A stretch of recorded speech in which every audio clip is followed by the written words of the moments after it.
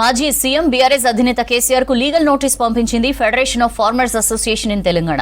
అసెంబ్లీకి హాజరు కాని కేసీఆర్ పై అనర్హత వేటు వేయాలని, అసెంబ్లీలో ప్రతిపక్ష నేతగా పనిచేయని ఆయనకు సభ్యునిగా కొనసాగే హక్కు లేదని నోటీసుల్లో తెలిపింది. ప్రజా సమస్యలపై అసెంబ్లీలో కేసీఆర్ పోరాడాలన్నారు ఫెడరేషన్ ఆఫ్ ఫార్మర్స్ అసోసియేషన్ ప్రతినిధులు. అసెంబ్లీకి రాని ఆయన్ను వెంటనే అపోజిషన్ లీడర్గా తొలగించాలని డిమాండ్ చేశారు.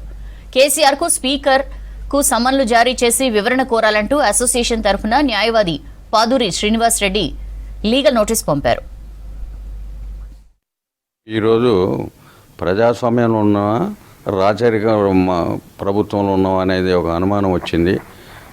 గత 13 సంవత్సరాల నుంచి 13 నెలల నుంచి కాంగ్రెస్ ప్రభుత్వం అసెంబ్లీలో ముఖ్యమంత్రి కానీ మంత్రులు కానీ కేసీఆర్ గారు మీరు అసెంబ్లీకి రండి, సమస్యల మీద మాట్లాడండి, మాకు సలహాలు ఇవ్వండి అని ఎంత అరిచినా గీపెట్టినా కానీ పట్టించుకోవటం లేదు.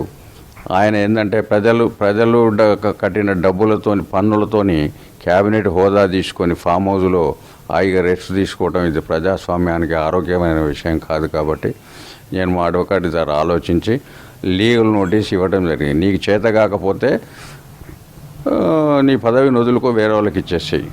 చేతనైతే నువ్వు రా, సమస్యలు చాలా ఉన్నాయి, ముఖ్యమంత్రి కంటే నీకే ఎక్కువ ఇంపార్టెన్స్ ఉంది. కాబట్టి నువ్వు తప్పకుండా వచ్చి ప్రజల గురించి మాట్లాడు, ప్రజలకు ఎక్కడ అన్యాయం జరిగినా మీకున్న మర్యాదను కాపాడుకో, లేకుంటే మేము కోర్టులో కేసు చేస్తామని చెప్పేసి నేను లీగల్ నోటీసు రేవంత్ రెడ్డి గారికి ఇన్ఫర్మేషన్ ఇస్తూ గడ్డం ప్రసాద్ గారు స్పీకర్కు, తన కొడుకైన కేటీఆర్ అంటే వర్కింగ్ ప్రెసిడెంట్ కేటీఆర్కు, బట్టి విక్రమార్క ఉప ముఖ్యమంత్రి గారికి నిన్న సాయంత్రం నోటీసు పంపడం జరిగింది.